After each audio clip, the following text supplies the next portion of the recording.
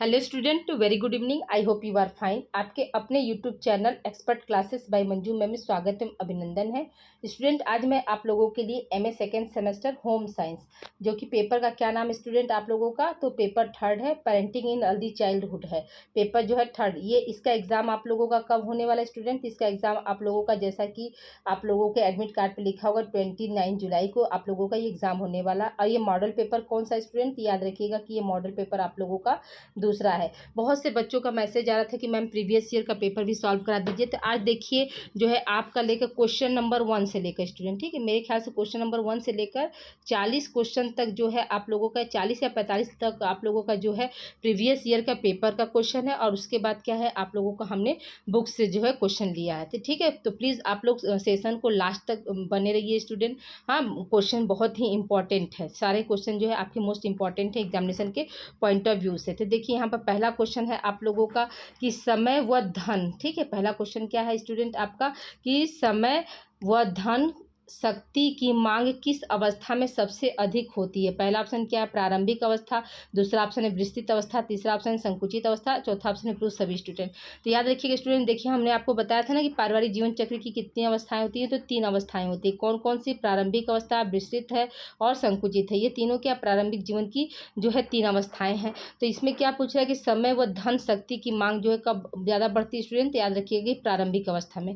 पहला ऑप्शन यहाँ पे सही हो जाएगा। अगले प्रश्न की ओर चलते हैं स्टूडेंट। अगला प्रश्न हमारा क्या कह रहा है कि आजकल अभिभावकत्व पर किसका प्रभाव अधिक हो रहा है? ठीक है, पहला ऑप्शन क्या है आपका सामाजिक नेटवर्किंग, दूसरा ऑप्शन है सामाजिकरण, तीसरा ऑप्शन है आस पड़ोस और चौथा ऑप्शन है उपरोक्त सभी। तो याद रखिए इस प्रश्न का आंसर क्या हो जाएगा आपका उपरोक्त सभी हो जाएगा। अगले प्रश्न की ओर बढ़ते स्टूडेंट। अगला प्रश्न हमारा क्या कह रहा है कि परिवार में, ठीक है, परिवार में माता का स्थान होता है। ठीक है, क्वेश्चन आपका क्या पूछा है स्टूडेंट कि परिवार में माता का स्थान होता है। क्या होता है माता का स्थान? देखिए पहला ऑप्शन क्या है, परिवार की निर्माता के रूप में, ठीक है, ये भी बात सही है, व्यवस्थापिका के रूप में, ये भी बात सही है, और वंश वृद्धि के रूप में, ये भी बात सही, इसलिए यहाँ पे क्या हो जाएगा आपका उपरोक्त सभी हो जाएगा। ठीक है, अगले प्रश्न की ओर बढ़ते स्टूडेंट। अगला प्रश्न हमारा क्या कह रहा है कि पारिवारिक संप्रेषण का प्रमुख तत्व क्या है? पहला ऑप्शन क्या है संप्रेषण, दूसरा ऑप्शन है संदेश, तीसरा ऑप्शन है संचार माध्यम और चौथा ऑप्शन क्या है उपरोक्त सभी स्टूडेंट। तो देखिए क्या दिया स्टूडेंट की पारिवारिक संप्रेषण, ठीक है, परिवार में नहीं स्टूडेंट, पारिवारिक संप्रेषण का प्रमुख तत्व क्या है? तो याद रखिएगा कि संप्रेषण भी होता है, संदेश भी है और संचार माध्यम भी, इसलिए यहाँ पे क्या हो जाएगा आपका उपरोक्त सभी हो जाएगा स्टूडेंट। ठीक है, अगले प्रश्न की ओर चलते स्टूडेंट। अगला प्रश्न हमारा क्या कह रहा है कि सुनियोजित कार्यक्रम द्वारा एक स्वस्थ व्यक्तित्व का निर्माण किस अवस्था में होता है? ठीक है, आपका ये क्वेश्चन पूछ रहा है। पहला ऑप्शन क्या है आपका शैशवावस्था, ठीक है, दूसरा ऑप्शन क्या दिया है बाल्यावस्था, तीसरा ऑप्शन है नवजात शिशु, चौथा ऑप्शन है पूर्व बाल्यावस्था, पांचवा ऑप्शन है उत्तर बाल्यावस्था। तो याद रखिए स्टूडेंट उत्तर बाल्यावस्था में क्या होता है आपका मतलब सुनियोजित कार्य जो है एक मतलब स्वस्थ जो है व्यक्तित्व का क्या होता है मतलब निर्माण होना शुरू हो जाता है। ठीक है, अगले प्रश्न की ओर चलते स्टूडेंट। अगला प्रश्न हमारा क्या कह रहा है कि बाल्यकाल में बच्चे प्रायः होते हैं, क्या होते स्टूडेंट? तो पहला ऑप्शन क्या है समाज केंद्रित, परिवार केंद्रित, आत्म केंद्रित, इनमें से कोई नहीं। याद रखिएगा कि बाल्यकाल में जो बच्चे होते हैं वो क्या होते हैं परिवार केंद्रित होते हैं स्टूडेंट, ठीक है, न कि समाज केंद्रित या आत्म केंद्रित। अगले प्रश्न की ओर बढ़ते स्टूडेंट। अगला प्रश्न हमारा क्या कर रहा है कि पारिवारिक संप्रेषण द्वारा एक परिवार खाली स्थान है, फिर क्या है विचारों का आदान प्रदान करता है, ठीक है, समस्याओं को दूर करता है, जानकारी देता है और उपरोक्त सभी स्टूडेंट। क्या हो जाएगा यहाँ पर पारिवारिक संप्रेषण द्वारा क्या होता है एक परिवार जो है क्या करता है अपने विचारों का आदान प्रदान भी करता है, समस्याओं को भी दूर करता है, जानकारी भी देता है, इसलिए यहाँ पर क्या हो जाएगा आपका उपरोक्त सभी ऑप्शन वाला सही हो जाएगा स्टूडेंट। अगले प्रश्न की ओर बढ़ते हैं स्टूडेंट। अगला प्रश्न हमारा क्या कह रहा है कि प्रभावशाली संप्रेषण बनता है किससे? मित्रतापूर्ण वातावरण से, ठीक है, सहयोग एवं भागीदारी, फीडबैक, उपरोक्त सभी स्टूडेंट। याद रखिएगा कि यहाँ पे क्या हो जाएगा आपका उपरोक्त सभी हो जाएगा। ठीक है, याद रखिएगा यहाँ पे क्या दिया प्रश्न आपका स्टूडेंट कि प्रभावशाली संप्रेषण कैसे बनता है? तो मित्रतापूर्ण वातावरण से भी बनता है, सहयोग एवं भागीदारी से भी बनता है, फीडबैक से भी बनता है, इसलिए यहाँ पे क्या हो जाएगा आपका उपरोक्त सभी हो जाएगा।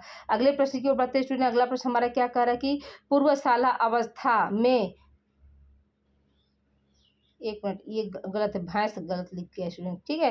पूर्वशाला अवस्था में भय भय होगा स्टूडेंट, भैंस नहीं होगा, ठीक है। पूर्वशाला अवस्था में भय संवेग दिखता है। पहला ऑप्शन क्या है, रोने चिल्लाने के रूप में। दूसरा ऑप्शन है कमरा बंद कर लेना। तीसरा ऑप्शन क्या है, बातचीत बंद करना। चौथा ऑप्शन है इनमें से कोई नहीं स्टूडेंट। तो याद रखिएगा कि पूर्वशाला अवस्था में जो है भय संवेग कैसे दिखता है स्टूडेंट। तो याद रखिएगा कोई बच्चा अगर जो है पूर्वशाला अवस्था का मतलब क्या हुआ स्टूडेंट, कि स्कूल जाने से पहले की अवस्था। तो यहाँ पर क्या है, तो अगर किसी भी बच्चे को अगर कोई डर लगता है, भय लगता है, तो वो क्या करता है स्टूडेंट, रोने चिल्लाने लगता है ना। भय को अपने कैसे प्रदर्शित करता है, तो वो चिल्ला कर। इसलिए यहाँ पर क्या हो जाएगा, आपका पहला ऑप्शन सही हो जाएगा स्टूडेंट, ठीक है। अगले प्रश्न की ओर चलते स्टूडेंट। अगला प्रश्न हमारा क्या कह रहा है कि क्रोध एक संवेग है। क्रोध एक संवेग क्या है, सकारात्मक है, नकारात्मक है, दोनों। तो याद रखिएगा क्रोध क्या है, एक नकारात्मक संवेग है, ठीक है। अगले प्रश्न की ओर चलते स्टूडेंट। अगला प्रश्न हमारा क्या कह रहा है, ईर्ष्या का प्रदर्शन ज्यादातर बच्चे इस प्रकार करते हैं। पहला ऑप्शन क्या है, मारपीट से, झगड़ा करके, नाखून काट के। ऊपर सभी याद रखिएगा स्टूडेंट की नाखून काट के जो है बच्चे जो है अपना क्या ईर्ष्या का प्रदर्शन करते हैं। अगला प्रश्न हमारा क्या कर रहा है, जिज्ञासा ही समस्त ज्ञान की जननी है, यह कथन है। देखिए स्टूडेंट यहाँ पर थोड़ा सा मिसिंग हो गया है ऑप्शन, हम लग रहा है भूल गए। चलिए इसको अगले अगले पेपर में शामिल कर देंगे।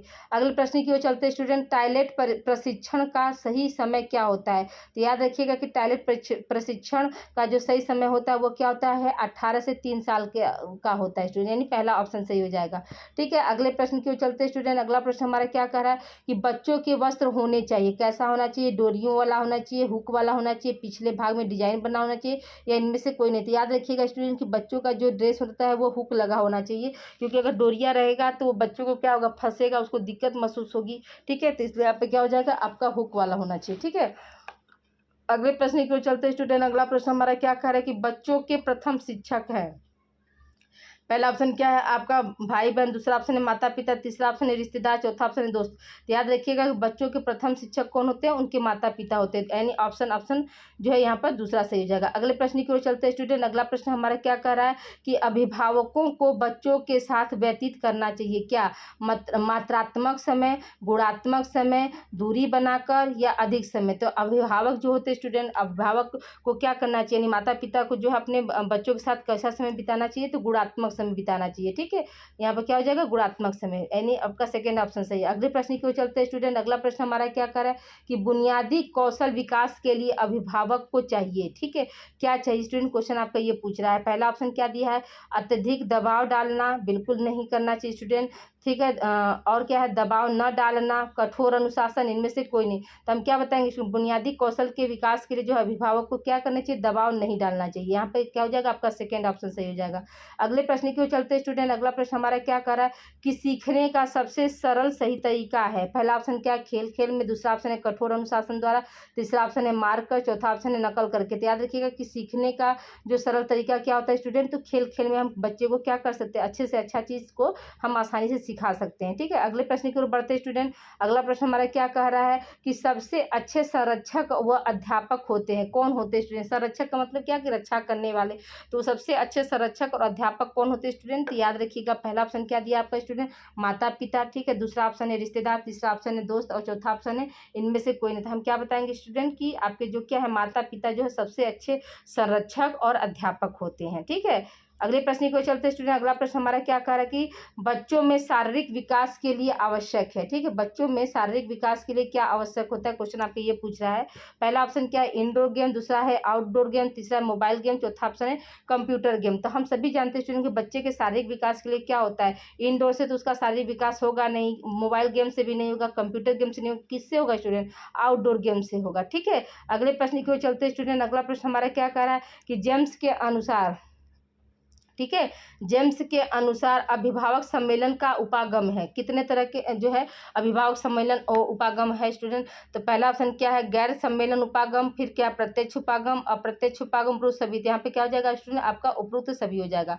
अगले प्रश्न की ओर बढ़ते स्टूडेंट। अगला प्रश्न हमारा क्या कर रहा है, अभिभावक सम्मेलन का स्वरूप है। अभिभावक सम्मेलन का स्वरूप क्या होता है, सामायिक सम्मेलन है, दूरभाष सम्मेलन है, इच्छित सम्मेलन है, और क्या है आपका उपरोक्त सभी। तो यहाँ पे क्या हो जाएगा आपका स्टूडेंट, उपरोक्त सभी हो जाएगा, ठीक है। अगले प्रश्न की ओर बढ़ते स्टूडेंट। अगला प्रश्न हमारा क्या कह रहा है कि राष्ट्रीय अभिभावक शिक्षक संघ की स्थापना किस वर्ष हुई थी स्टूडेंट? तो याद रखिएगा, पहला ऑप्शन क्या दिया 1963, दूसरा ऑप्शन है 1964, तीसरा ऑप्शन 1967 और चौथा ऑप्शन है 1970 स्टूडेंट। तो राष्ट्रीय अभिभावक शिक्षक संघ की स्थापना कब हुई थी आपकी? तो 1963 ईस्वी में हुई थी स्टूडेंट। ठीक है, अगले प्रश्न की ओर बढ़ते स्टूडेंट। अगला प्रश्न हमारा क्या कह रहा है, अभिभावक शिक्षण की विधि है। अभिभावक शिक्षण की विधि क्या है? तो समूह सभा विधि, ठीक है, दृश्य श्रव्य विधि, व्यक्तिगत संपर्क विधि और पुरुष विधि। यहाँ पे क्या हो जाएगा इसमें, अभिभावक शिक्षण की विधि के अंतर्गत क्या होगा, समूह सभा भी आएगा, दृश्य श्रव्य विधि भी आएगी और व्यक्तिगत संपर्क भी आएगा, इसलिए यहाँ पे क्या हो जाएगा, उपरोक्त सभी हो जाएगा। अगले प्रश्न की ओर चलते स्टूडेंट। अगला प्रश्न हमारा क्या कर रहा है, आरंभिक बाल्यावस्था में लगभग औसत वजन होता है, कितना होता है? 15 से 19 किलो, 20 से 30 किलो, 25 से 30 किलो, इनमें से कोई नहीं। याद रखिएगा कि आरंभिक बाल्यावस्था में जो है बालक का जो वजन कितना होता है स्टूडेंट, लगभग जो है 15 से जो है 19 किलो के बराबर होता है। ठीक है, अगला प्रश्न की ओर चलते स्टूडेंट। अगला प्रश्न हमारा क्या कह रहा है कि जन्म के समय शिशु की लंबाई होती है। देखिए ये सब बहुत क्या है, व्यवहारिक क्वेश्चन है स्टूडेंट, कॉमन सेंस के ऊपर है।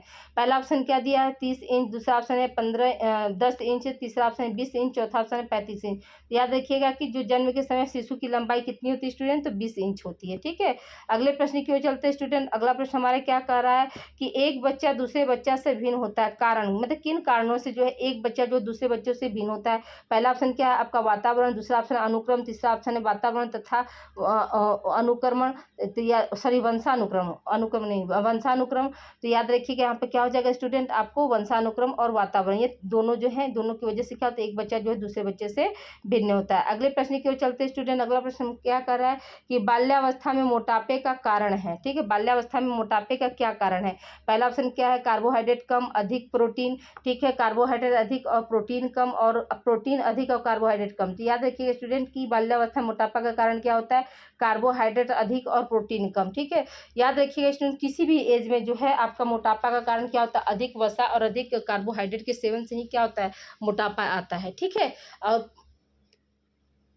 अगले प्रश्न की ओर चलते हैं स्टूडेंट। अगला प्रश्न हमारा क्या कर रहा है, बच्चों का प्रथम स्थायी दांत जो है कितने वर्ष में आ जाता है लगभग? पहला ऑप्शन क्या है 5 से 7 वर्ष, दूसरा ऑप्शन है 2 से 4 वर्ष, तीसरा ऑप्शन है 4 से 10 वर्ष और चौथा ऑप्शन है 1 से 4 वर्ष। याद रखिएगा इसमें 5 से 6 वर्ष या 6 से जो है 6 से लेकर 7 वर्ष के बीच में क्या होता है, हमेशा परमानेंट दांत आ जाते हैं। अब देखिए यहाँ पर क्वेश्चन क्या हो सकता है कि दांत जो कितने तरह के होते हैं स्टूडेंट, तो याद रखिएगा कि 2 तरह के होते हैं।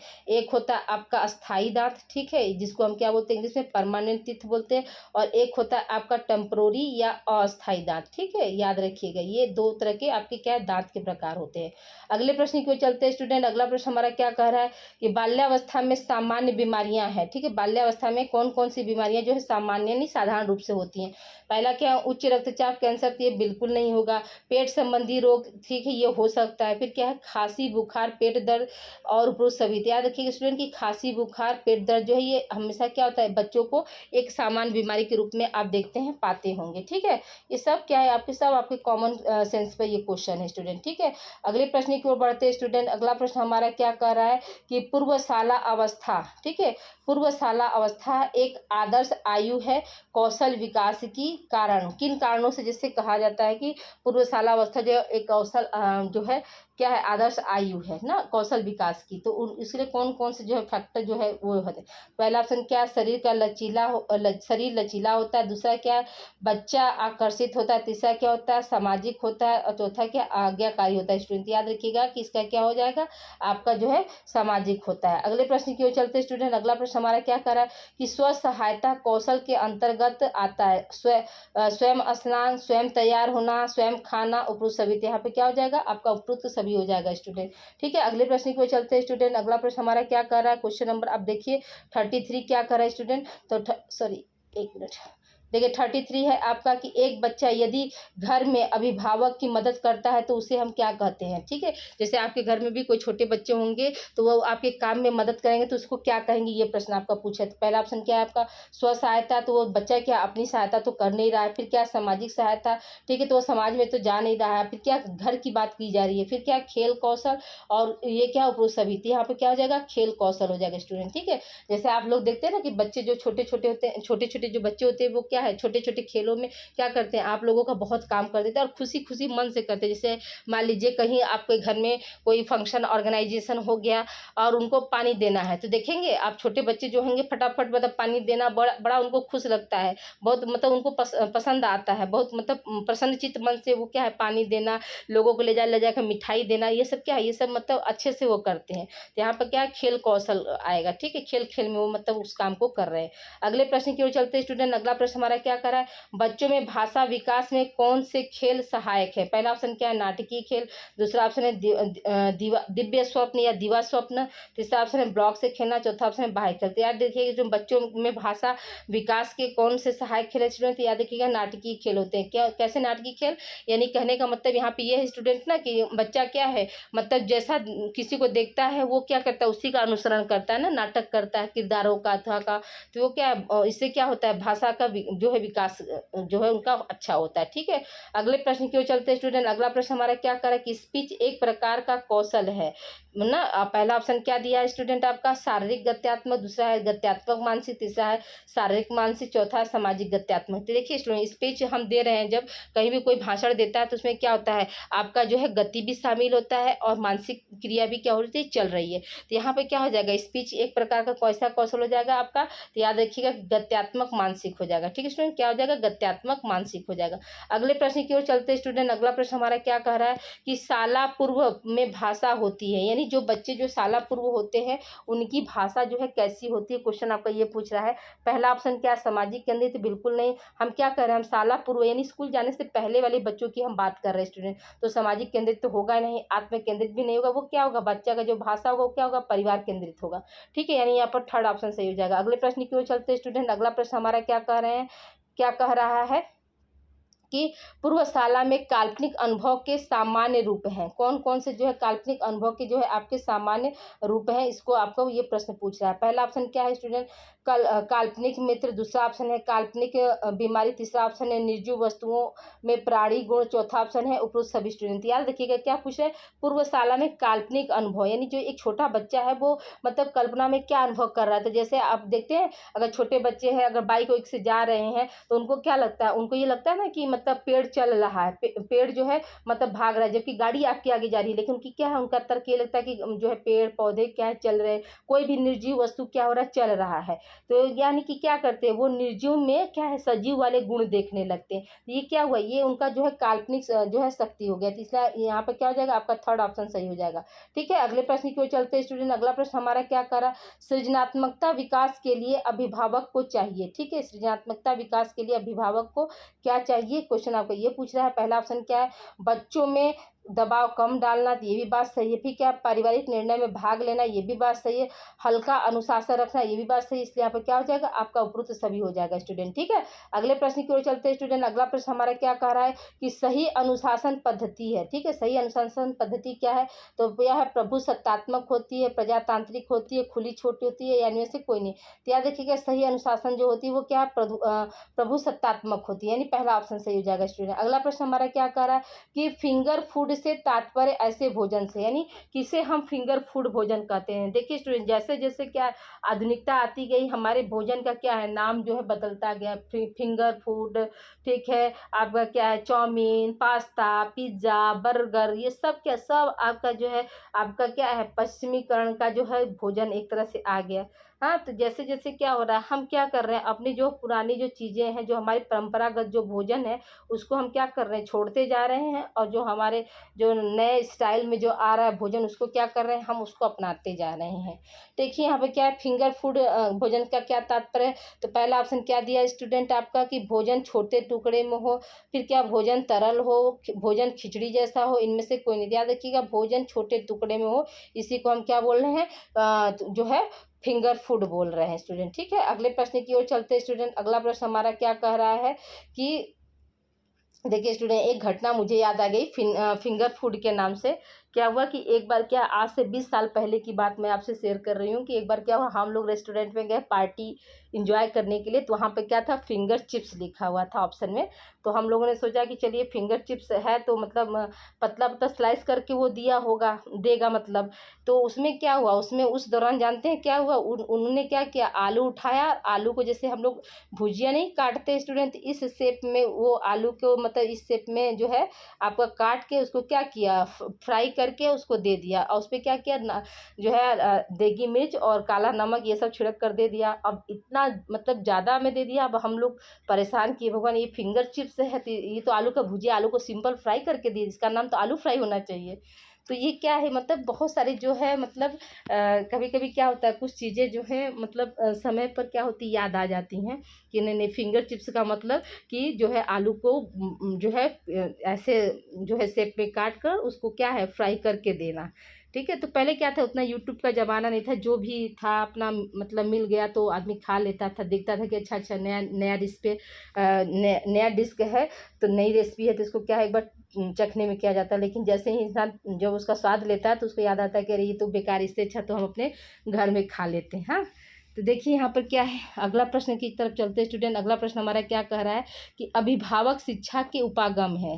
तो अभिभावक शिक्षा के उपागम कितने होते हैं स्टूडेंट? तो पहला ऑप्शन क्या है 2, दूसरा ऑप्शन है 5, तीसरा ऑप्शन 6 और चौथा ऑप्शन है 8। याद रखिएगा अभिभावक शिक्षा के उपागम कितने होते हैं स्टूडेंट? तो 5 होते हैं। ठीक है, अगले प्रश्न की ओर चलते हैं स्टूडेंट। अगला प्रश्न हमारा क्या कह रहा है, देखिए अब ये सारे क्वेश्चन जो है 40 के बाद ये आपके सारे बुक से बनाए हैं मैंने। ठीक है, तो देखिए यहाँ पे क्या है स्टूडेंट कि अभिभावक शिक्षा के उपागम कौन कौन से थे, वो पांचों उपागम हमने एक जगह आप लोगों को लिख दिया स्टूडेंट। पहला क्या है आपका प्रजातंत्रात्मक उपागम, दूसरा है क्रियात्मक विश्लेषण उपागम, तीसरा है व्यवहार परिवर्तन उपागम, चौथा है मानवतावादी उपागम और पांचवा क्या है अभिभावक प्रभावशीलता उपागम और छठा क्या हो जाएगा उपरू सभी। तो याद रखिएगा इसका क्या है, ये पांचों उपागम एकदम अच्छे से आप लोग याद कर लीजिएगा। ठीक है, अगले प्रश्न की ओर चलते हैं स्टूडेंट। अगला प्रश्न हमारा क्या कह रहा है, प्रजातंत्रात्मक उपागम के समर्थक कौन है? पहला ऑप्शन क्या है ड्रैकर, दूसरा ऑप्शन क्या है न्यूटन, तीसरा ऑप्शन क्या है दुर्खिम और चौथा ऑप्शन क्या है इनमें से कोई नहीं। तो याद रखिएगा इसमें प्रजातंत्रात्मक उपागम के समर्थक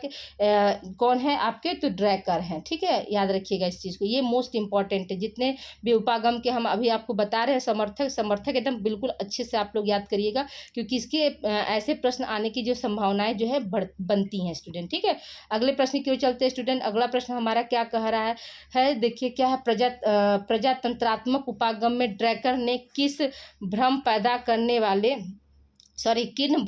करने वाले लक्षणों को वर्गीकृत किया है? देखिए स्टूडेंट, वीडियो को आप लोग क्या है शेयर, चैनल को जो पहली बार आज देख रहे हैं वो चैनल को सब्सक्राइब कर देंगे, क्योंकि आपका और मेरा साथ जो है अभी इसी सेमेस्टर तक नहीं स्टूडेंट, याद रखिएगा किसी सेकंड सेमेस्टर तक नहीं। जैसे ही आप लोग थर्ड सेमेस्टर में पहुंचेंगे स्टूडेंट, आप लोगों को हम प्रीवियस ईयर का पेपर और प्लस प्रश्न उत्तरी के साथ आप लोगों को 5-6 मॉडल पेपर, हर पेपर का, चारों पेपर का आप लोगों को मैं दे दूंगी और आप लोग को कहीं भी इधर उधर जाने की ज़रूरत नहीं है। तो प्लीज़ आप लोग जो है अधिक से अधिक बच्चों को आप लोग ये चैनल दीजिए और उनको बताइए कि इसी चैनल पर क्या है, जो आपके जो बीए वाले जो बच्चे स्टूडेंट हैं उनका को करिकुलर का भी क्लास क्या है इसी चैनल पर चलता है स्टूडेंट। को करिकुलर का भी क्लास है और प्लस आप लोगों को बीए के जो बच्चे हैं होम साइंस का भी क्लास जो है इसी पर चलता है। तो बहुत से बच्चों को क्या है पता नहीं है स्टूडेंट। ठीक है, तो वो सोचते हैं कि नहीं यूट्यूब पर जो है क्लास हमारी जो है टॉपिक से अवेलेबल नहीं है, लेकिन हम क्या है आपके इस चैनल पर एनईपी जो 2020 आई है तो उसका होल सिलेबस होम साइंस का को करिकुलर का चैप्टर वाइज आप लोगों को हम पढ़ाते हैं और उसका एमसीक्यू जो है सॉल्व कराते हैं और एग्ज़ाम आते आते आप लोगों को मॉडल पेपर भी प्रोवाइड कर देते हैं। ठीक है, तो देखिए अब यहाँ पे क्या क्वेश्चन कर रहा है स्टूडेंट आपका कि प्रजातंत्रात्मक उपागम में ड्रैकर ने किन भ्रम पैदा करने वाले लक्षणों का वर्गीकृत किया है, यानी किन या कितना, इसको मान लीजिए स्टूडेंट कितना भी आ सकता है कि कितने जो है किया है। तो देखिए यहाँ पे क्या हो जाएगा, पहला है 5, दूसरा है 4, तीसरा है 9 और चौथा है 3। तो याद रखिए स्टूडेंट कि 4। देखिए स्टूडेंट, आप लोगों से एक हम्बल रिक्वेस्ट है कि आप लोग प्लीज़, जैसे मैसेज कभी कभी कर देते हैं आप लोग कि प्रीवियस ईयर का पेपर मैम सॉल्व करा दीजिए, ठीक है, और कब तक हम लोग का मॉडल पेपर दिया देंगी आप मैम, तो ये इस तरह के जैसे मैसेज आप लोग मत किया करिए, क्योंकि मुझे भी क्या है आप लोगों की फ़िक्र रहती है। इस समय क्या है आप लोगों का मैं जो है 4th सेमेस्टर और जो है 2nd सेमेस्टर दोनों की क्लास लगाती हूँ। तो एटलीस्ट मान लीजिए आप लोगों में, जैसे मान लीजिए मैंने 60 क्वेश्चन अगर लिया, तो 60 क्वेश्चन को टाइप करने के लिए मुझे एटलीस्ट कम से कम जो है 3 घंटे समय लगते हैं, 3 से 4 घंटे समय लग जाते हैं। तो एक सेमेस्टर के लिए 3 घंटा, दूसरे सेमेस्टर के लिए 3 घंटा, तो समझ लीजिए 6 घंटे की जो है टाइमिंग जो हो जाती है। तो आप लोग प्लीज़ परेशान मत होया करिए, हमें खुद आप लोगों की चिंता है कि आप लोगों को पूरा सिलेबस हम कंप्लीट करा दें। 29 तारीख को आप लोगों का एग्ज़ाम है ना, तो 29 तारीख तक आप लोगों का मतलब पूरा होल सिलेबस आप लोगों का कंप्लीट हो जाएगा। एमसीक्यू के साथ हम करा देंगे। एकदम बिल्कुल आप परेशान मत होइए, और प्लीज़ जैसे ऐसे मैसेज मत किया करिए कि मैम ये मॉडल पेपर दे दीजिए मैम, वो हमें चिंता है, आप लोगों की परवाह है, तभी तो आप लोगों के लिए हम दिन रात एक किए रहते हैं। एग्जामिनेशन ड्यूटी भी करते हैं, घर का सारा वर्क भी करने के बाद भी आप लोगों को हम जो है हमेशा कोशिश रहती है कि अच्छे कंटेंट दें। अब थोड़ा सा क्या होता है, कंटेंट को लेने में क्या होता है, समय लगता है स्टूडेंट। एक ही बुक से तो कंटेंट बनता नहीं स्टूडेंट, आपके प्रश्न जो एक ही बुक से तो बनता नहीं है। मैं 5-6 बुक पढ़ती हूँ, उसके बाद तब वो जो है क्वेश्चन को जो है फिर टाइप करती हूँ। कोई टाइप राइटर भी नहीं है, अगर टाइप राइटर को देंगे तो पता चला कि 10 दिन बाद देगा, तो पता चला कि आप लोगों का एग्ज़ाम बीत गया, तो कोई मतलब नहीं है। वही है ना, का वर्षा जब कृषि सुखाने, यानी वर्षा का कोई मतलब नहीं है जब क्या है आपका खेती सूख गया। तो इसलिए क्या है, अब मुझे अब सब काम अपने ही करना पड़ता है, पढ़ना भी है, क्वेश्चन को मतलब लिखना भी है, फिर इसको टाइप भी करना है, तो थोड़ा सा समय लगता है। तो थोड़ा आप लोग पेशेंस रखा करिए, ठीक है। बुरा मत मानिएगा स्टूडेंट, ठीक है, कि मैं कोई ऐसी बात नहीं बोल रही हूँ, लेकिन थोड़ा सा आप लोग पेशेंस रखिएगा, ओके। आइए देखिए अगले प्रश्न की ओर चलते हैं स्टूडेंट। अगला प्रश्न हम क्या कह रहे हैं कि प्रजातांत्रिक उपागम में ड्रैगन ने भ्रम पैदा करने वाले जो है कितने लक्षणों को बताया है। तो पहला ऑप्शन क्या है, ध्यान आकर्षित करना, ठीक है, अवज्ञा, बदला, अपर्याप्तता और उपरोक्त। यहाँ पे क्या हो जाएगा आपका जो है उपरोक्त हो जाएगा स्टूडेंट। याद रखिएगा स्टूडेंट कि प्रजातांत्रिक उपागम में जो है मतलब कौन कौन से जो है तत्व जो है भ्रम पैदा कर सकते हैं, आपको ऐसे भी क्वेश्चन आएगा। तो यही चारों ऑप्शन आपके रहेंगे स्टूडेंट, ठीक है। अगले प्रश्न की ओर चलते हैं स्टूडेंट। अगला प्रश्न हमारा क्या कह रहा है कि क्रियात्मक विश्लेषण उपागम के जो है समर्थक कौन है। क्रियात्मक विश्लेषण उपागम के समर्थक कौन है। तो पहला ऑप्शन क्या है, बर्ने, दूसरा ऑप्शन है ड्रैगन, तीसरा ऑप्शन है दुर्खिम, चौथा ऑप्शन है इनमें से कोई नहीं। तो याद रखिएगा स्टूडेंट कि बर्ने जो है वो क्रियात्मक विश्लेषण उपागम के क्या है, समर्थक हैं, ठीक है। अगले प्रश्न की ओर चलते हैं स्टूडेंट। अगला प्रश्न हमारा क्या कह रहा है, मानवतावादी उपागम के समर्थक कौन है। मानवतावादी उपागम के समर्थक कौन स्टूडेंट, हेम जिनोट है। ये सब जितने भी समर्थक है स्टूडेंट, आप एकदम बिल्कुल अच्छे से इसको रट जाइएगा, इसमें कोई दो राय नहीं है, ठीक है। अगले प्रश्न की ओर चलते हैं स्टूडेंट। अगला प्रश्न हमारा क्या कह रहा है कि अभिभावक, ठीक है, अभिभावक प्रभावशीलता उपागम को किस नाम से जानते हैं स्टूडेंट। याद रखिएगा कि पीईटी के नाम से जानते हैं। अभिभावक क्या है, क्षमता, अभिभावक प्रभावशीलता उपागम को हम किस नाम से जानते हैं स्टूडेंट, तो पीईटी के नाम से जानते हैं, पेरेंट इफेक्टिवनेस अप्रोच, इंग्लिश इसका फुल फॉर्म यही है। फुल फॉर्म भी आप इसे अच्छे से याद कर लीजिएगा। अगले प्रश्न की ओर चलते हैं स्टूडेंट। अगला प्रश्न हमारा क्या कह रहा है कि अभिभावक प्रभावशीलता उपागम के समर्थक कौन है। पहला ऑप्शन कौन है, गार्डन, दुर्खिम, इनमें से कोई नहीं। याद रखिएगा कि अभिभावक प्रभावशीलता के उपागम कौन है, समर्थक कौन स्टूडेंट। याद रखिएगा कि आपको ऐसे आएगा गार्डन, या हो सकता है कि इस तरह से भी आपके ऑप्शन में लिखा आ जाए। तो दोनों क्या है, दोनों आपका जो है सही है, ठीक है। गार्डन भी और गार्डन भी ऐसे भी करके हो सकता है मिस प्रिंटिंग हो जाए, तो ये भी लिख के आ जाए, तो आप परेशान मत होइएगा। जैसे मगर सही क्या है, सही आपका ये है, ठीक है।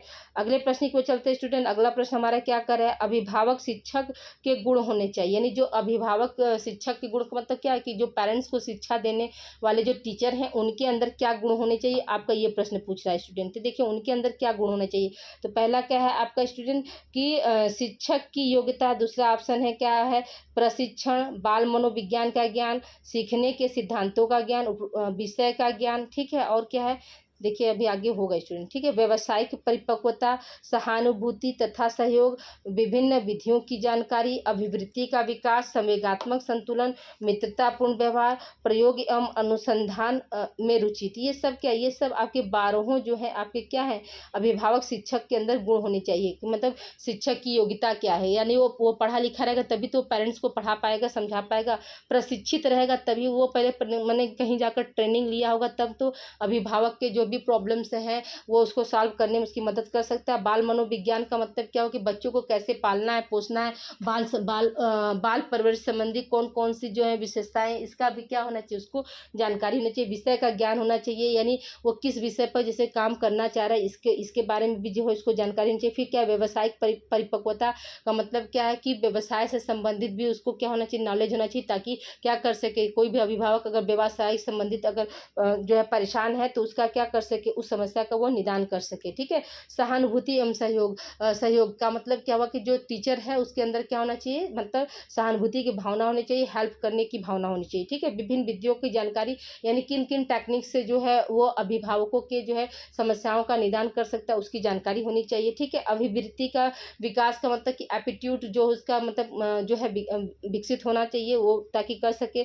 संवेगात्मक संतुलन का मतलब क्या हुआ कि मतलब वो संवेग रूप से क्या वो अच्छा हो, तभी तो वो क्या है अभिभावकों के प्रॉब्लम्स को समझ सकता है।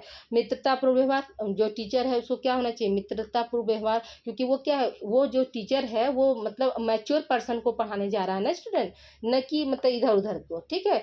अगले प्रश्न की ओर चलते हैं स्टूडेंट। अगला प्रश्न हमारा क्या कह रहा है कि बाल अभिभावक संबंध में हास होने के क्या कारण है, ठीक है। बाल अभिभावक संबंध में हास यानी हानि होने के क्या कारण, जैसे बालक अभिभावक का संबंध जो है मधुर न हो, उसके लिए कौन कौन से जो है फैक्टर जो है जिम्मेदार हैं, या किन कारणों की वजह से जो है अभिभावक जो है बालक अभिभावक संबंध क्या होता है, मतलब अच्छा नहीं बन पाता है, या उनमें क्या है बॉन्डिंग नहीं हो पाती स्टूडेंट, ठीक है। तो ये सब क्या है, ये आपको यहाँ पर देखना है। तो पहला क्या, अत्यधिक नियंत्रण से भी क्या होता है, बच्चे जो है बिगड़ जाते हैं। उपेक्षा से भी क्या होता है, तो भी खराब हो जाते हैं। फिर माता पिता के पास समय का अभाव, जैसे इस समय क्या प्रेजेंट टाइम में आप देख रहे हैं कि जो पेरेंट है वो क्या है वर्किंग में है, जैसे माँ भी वर्किंग में है, फादर भी वर्किंग में, ये भी क्या है कहीं ना कहीं क्या अभिभावक बालक अभिभावक संबंध में क्या है, मतलब अच्छा संबंध स्थापित करने के लिए जो है जिम्मेदारी।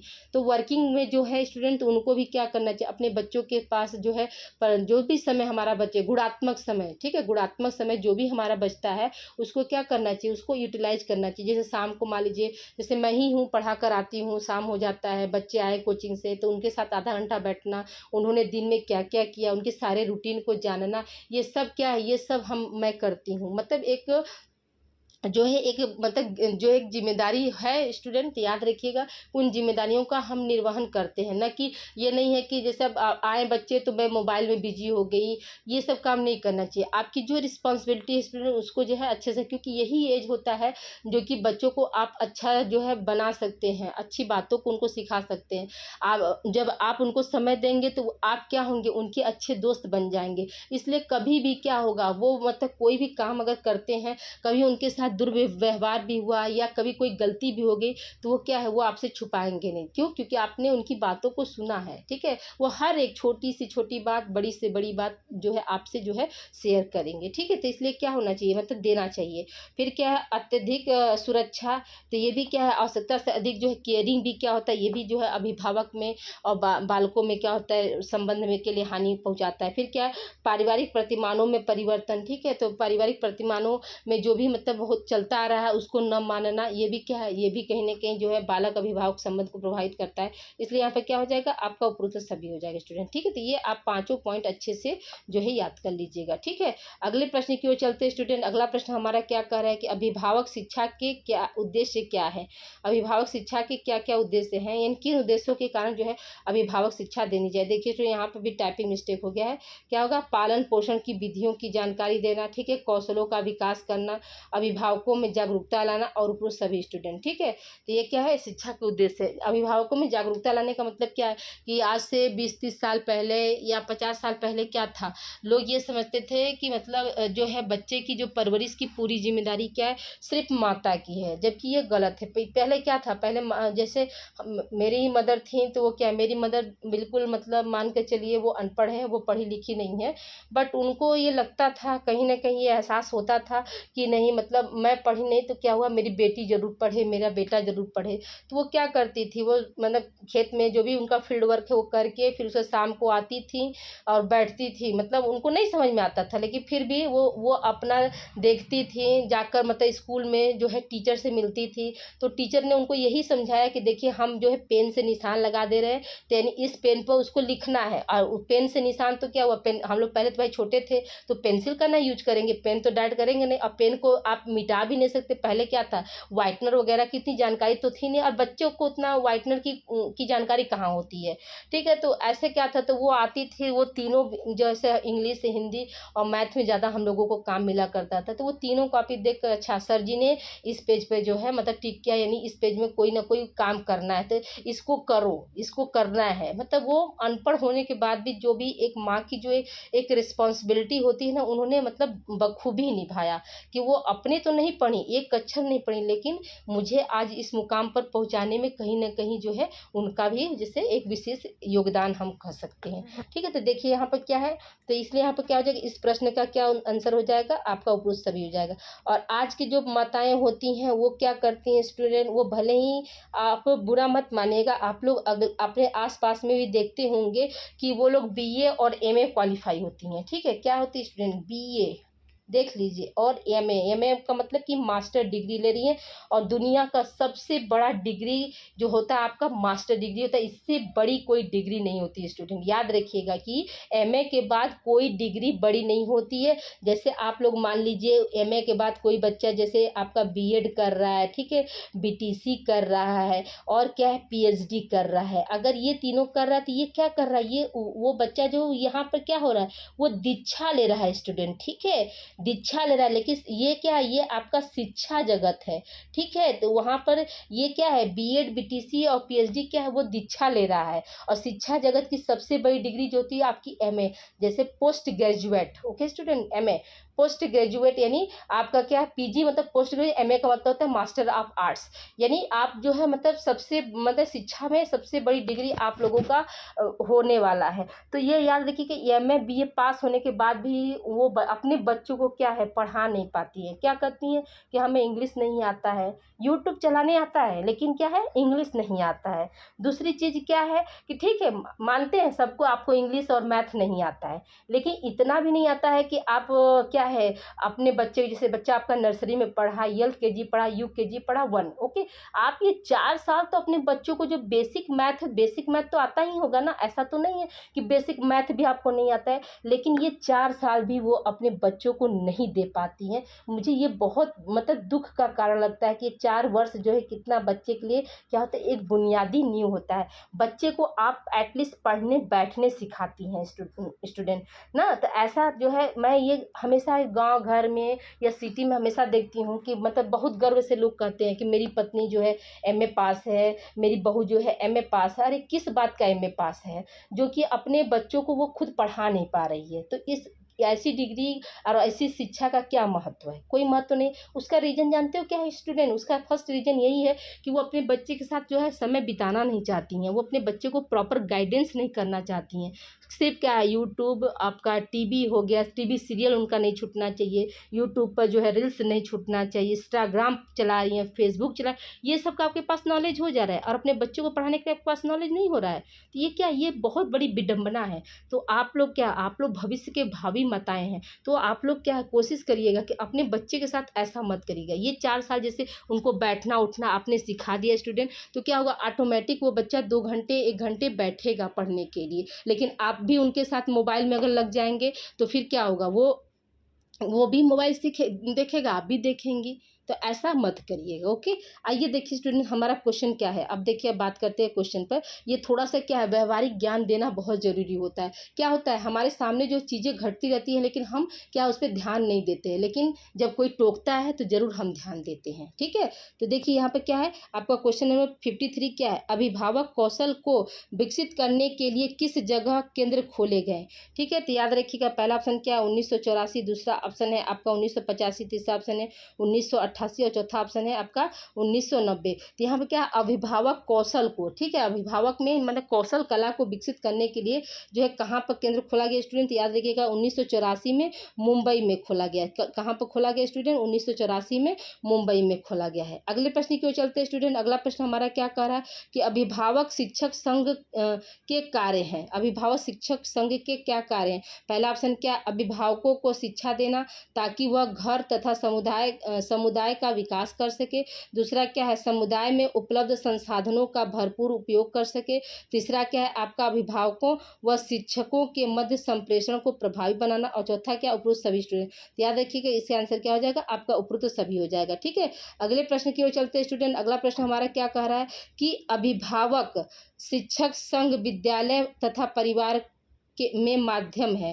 ठीक है, कैसा माध्यम है, क्वेश्चन आपका पूछ रहा है कि अभिभावक शिक्षक संघ और विद्यालय जो है वो परिवार में क्या है, मतलब कैसा माध्यम है। पहला ऑप्शन क्या है, द्विमार्गी माध्यम। देखिए ये ऐसे लिखा गया स्टूडेंट, ठीक है, लेता नहीं है स्टूडेंट। ठीक है, ये द्विमार्गी द्विमार्गी माध्यम, एक तरफा माध्यम, त्रिमार्गी माध्यम और इनमें से कोई नहीं। याद रखिएगा कि द्विमार्गी माध्यम है। ठीक है, अगले प्रश्न की ओर चलते हैं स्टूडेंट। अगला प्रश्न हमारा क्या कह रहा है कि विद्यालय व घर के मध्य अच्छे संबंध स्थापित करने के तरीके हैं या विधि हैं। क्या है, पहला ऑप्शन क्या है, व्यक्तिगत तरीका, दूसरा ऑप्शन सामूहिक तरीका या विधि, तीसरा ऑप्शन उपरोक्त दोनों, चौथा ऑप्शन इनमें से कोई नहीं। याद रखिएगा स्टूडेंट, यहाँ पे क्या हो जाएगा, व्यक्तिगत तरीका भी है और सामूहिक तरीका भी है। आज से 20 साल 25 साल पहले क्या होता था, जो अध्यापक होते थे वो बच्चों के घर जाकर जो है बच्चों का जो है फीडबैक देते थे कि देखिए आपका बच्चा ऐसे है वैसे। और आज क्या है, आज के जो है टीचर्स जो है इतनी ज़्यादा रिस्पॉन्सिबिलिटी हो गई है कि टीचर भी क्या करे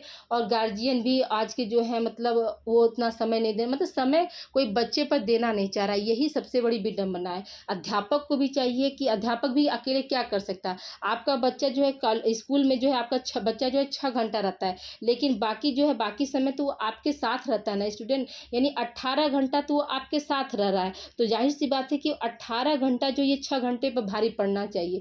लेकिन क्या है, पेरेंट्स सोचते हैं कि नहीं टीचर अच्छा नहीं कर रहा, टीचर अच्छा नहीं। लेकिन आपने क्या जिम्मेदारी निभाई, आपने वो जिम्मेदारियों का निर्वहन किया। जैसे आपका बच्चा आ रहा है, आपने जो है क्लास वर्क चेक किया, होमवर्क उसका चेक किया, होमवर्क चेक करके उसको होमवर्क कराइए, उसको बैठाइए, उसको बताइए चीज़ों को कि बेटा देखिए इसका मतलब ये होता है। तो देखिए क्या होता है, वो बच्चा क्या है तेज नहीं होगा पढ़ने में, लेकिन क्या है हम तुरंत आया बच्चा, उसके बाद खाना खिलाया, उसके बाद उसके क्या मोबाइल मांगा, मोबाइल दे दिए, देख रहा है, खेल रहा है। तो ये सब क्या, ये सब बहुत बड़ी विडम्बना है। ठीक है, अगले प्रश्न की ओर चलते हैं स्टूडेंट। अगला प्रश्न हमारा क्या कह रहा है कि विद्यालय तथा घर के मध्य अच्छे संबंध स्थापित करने के सामूहिक तरीके में शामिल है। पहला ऑप्शन क्या है, परिचर्चा, दूसरा है संगोष्ठी, तीसरा है डायरी, चौथा है प्रोग्रेस रिपोर्ट और पांचवा क्या, उपरोक्त सभी स्टूडेंट। यहाँ पे क्या हो जाएगा, आपका उपरोक्त सभी हो जाएगा। अगले प्रश्न की ओर चलते हैं स्टूडेंट। अगला प्रश्न हमारा क्या कह रहा है, क्वेश्चन नंबर देखिए 59 क्या कह रहा है स्टूडेंट आपका कि 58, विद्यालय तथा घर के मध्य अच्छे संबंध स्थापित करने के व्यक्तिगत तरीके कौन कौन से हैं। तो पहला क्या है, अध्यापकों द्वारा घर का भ्रमण, ठीक है, अभिभावकों द्वारा कॉलेज स्कूल का भ्रमण और उपरोक्त दोनों और इनमें से कोई नहीं। तो यहाँ पे क्या हो जाएगा, आपका उपरोक्त दोनों हो जाएगा स्टूडेंट। ठीक है, अगले प्रश्न की ओर चलते हैं स्टूडेंट। अगला प्रश्न हमारा क्या कह रहा है कि विद्यालय तथा घर तथा विद्यालय के मध्य संबंध स्थापित करने के लिए आवश्यक तत्व कौन से हैं। पहला ऑप्शन क्या है, अभिभावक सहभागिता, दूसरा ऑप्शन है अध्यापक व शिक्षक का साथ कार्य करना, फिर क्या है अभिभावक शिक्षण सामग्री, फिर क्या है आकस्मिक भ्रमण, आयोजित सम्मेलन, निरीक्षण प्रपत्र, उपरोक्त सभी। यहाँ पे क्या हो जाएगा, आपका उपरोक्त सभी हो जाएगा स्टूडेंट। ठीक है, अगले प्रश्न की ओर चलते हैं स्टूडेंट। अगले प्रश्न की ओर देखिए क्या है कि परिवार व विद्यालय के मध्य अच्छे संबंध का क्या महत्व है। तो पहला ऑप्शन क्या है आपका, व्यक्तिगत विकास, व्यक्तित्व विकास, निर्देशन की व्यवस्था, उत्तम आदतों का विकास, समुदाय में समायोजन बालकों के गुणों और अवगुणों की जानकारी उपरोक्त सभी, यहाँ पे क्या हो जाएगा आपका उपरोक्त सभी हो जाएगा स्टूडेंट। देखिए आज क्वेश्चन जो है टोटल आज स्टूडेंट आपका 60 क्वेश्चन हो गया। और प्लीज़ आप लोग मेरी बातों को जो है दिल से मत लीजिएगा, ठीक है। मेरी बातों पर आप गंभीरता से विचार कर सकते हैं स्टूडेंट, कि जैसे आप लोगों को मान लीजिए मैथ और इंग्लिश कमजोर है लेकिन हिंदी तो आती है ना, तो कम से कम एक विषय तो बच्चे को अपने अच्छे से आप बता सकते हैं। मात्रा का ज्ञान, ठीक है, शब्दों का ज्ञान, ठीक है, ये सब आप क्या है उनका बेसिक चीज़ आप अच्छे से एक विषय तो आप अच्छा कर सकते हैं। तो उस एक विषय के लिए आप बैठेंगे तो साथ साथ क्या होगा आपका सारा विषय भी जो है कंप्लीट हो जाएगा बच्चे के लिए। क्योंकि क्या है बच्चों का सर्वांगीण विकास में जो है माँ बाप दोनों की क्या होती है अहम भूमिका होती है स्टूडेंट, ठीक है। ओके स्टूडेंट, आज की क्लास मुझे उम्मीद है कि आप लोगों को बहुत अच्छी लगी होगी। तो प्लीज़ आप लोग कमेंट करके ज़रूर बताइएगा। Okay, thank you for watching. मिलते हैं हम अगली क्लास में, तब तक अपना ध्यान रखिएगा और अच्छे से आप लोग पढ़ाई करिए।